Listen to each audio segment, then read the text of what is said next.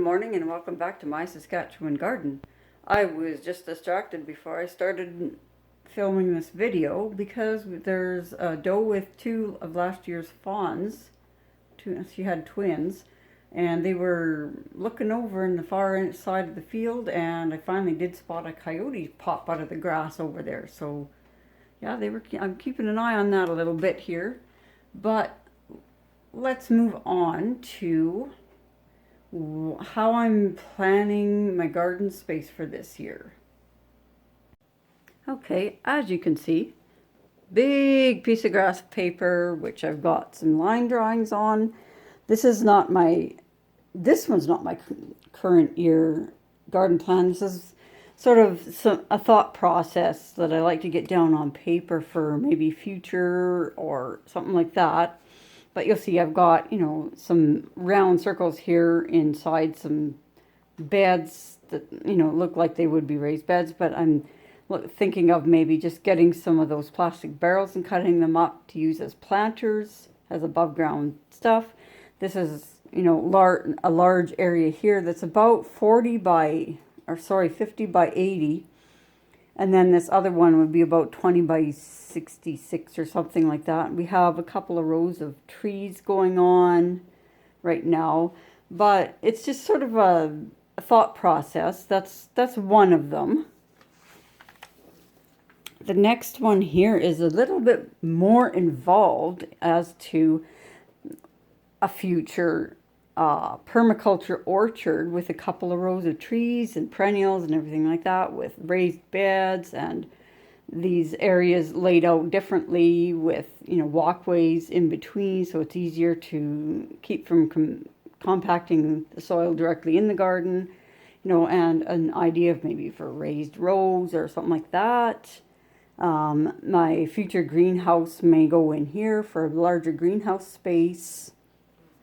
Now, this next one was the first one I laid out for this year. Well, I don't know if you can see that better on the screen than I can on this phone camera, but this was plan A. If all worked out perfect, this might be how I would lay out my my seed plan. I have a row of wooden raised beds in here that we still haven't pulled out because there are perennials in there already, in some of them. And then, I arrange my crops according to trying to keep from having cross-pollination between certain varieties, because I want to collect seeds, so I kind of want to stay true to the type. It's difficult because it's still too close together for most things. I have 3 varieties of corn that I would like to get going, but of course you need a lot of separation for that. So it would not be an ideal situation, but this is one way of doing it.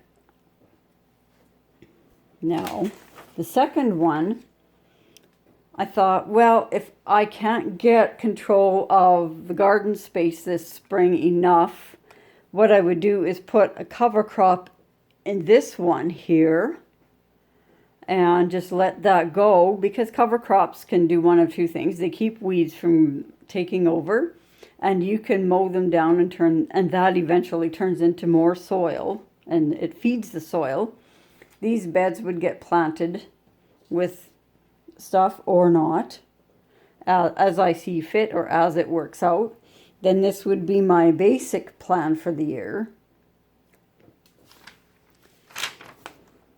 But I think this last one may be the way I'm going, because we have somebody who's willing to come out and help us. I offered them, and they've said yes, please, to a section of garden for their own use, along with, I'll probably give them lots out of our own too. And I have what looks like an extremely complicated set of parameters, or where I'm putting my plants, because I have a lot of different ones and I want to sort of adhere to some companion planting and rotational cropping, as well as keeping my varieties separated and growing something for our animals because we're hoping to get piglets in the spring. And we can also feed the chickens from a lot of this as well. So I haven't marked anything in these front beds because I would really like to be able to dig those up and get them amended and changed over this year.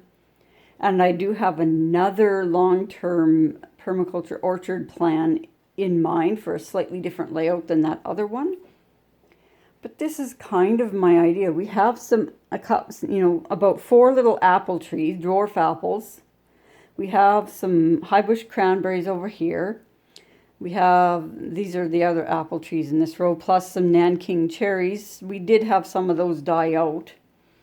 And we have hazelnut bushes up higher in the yard that I'm going to see about moving down into here later this fall, because they're just not doing well, and they kind of seem to get broken off and mowed down in the winter or when we're driving through the yard, and we just kind of forget where one is.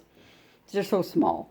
But this is kind of how I had this laid out last year, was in 8 sections. I still have my dividing twine out there. I laid it out with twine and step-in posts so that I could kind of keep track of them. Some of them went pretty wild last year because I couldn't keep up, but I'm hoping to keep a little more on top of it with some help this year and try to get my stuff in relatively on time. And it would be super nice to be able to have this work out one year, and this still may not work out the way I plan.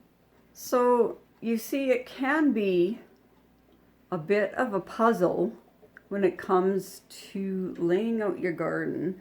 It doesn't have to be complicated. If you're new to it, I wouldn't get too worried about what should go next to what.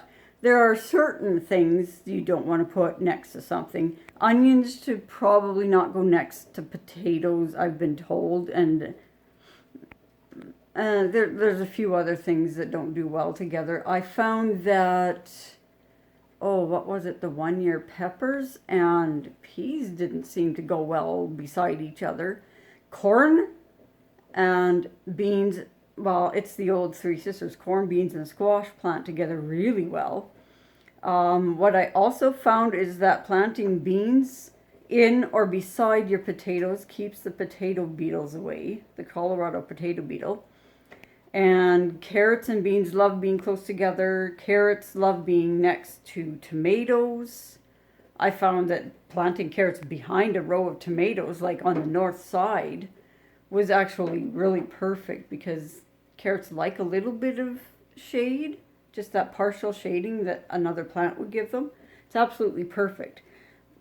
Lettuces and other greens like that also would do well in the shade of another row of plants that grows up in front of them. You have to experiment. But one thing that's really beneficial is to plant flowers and herbs in your garden, alternating or in with your rows of other plants to help with beneficial pollinators and repelling insects that you don't want as well. I can go into that further later in the season when you can actually see it in action. But I hope this gives you a little idea of a garden plan. This is a bit of a large scale. I'd say 6,000 to 7,000 square feet right now. But you can start really small.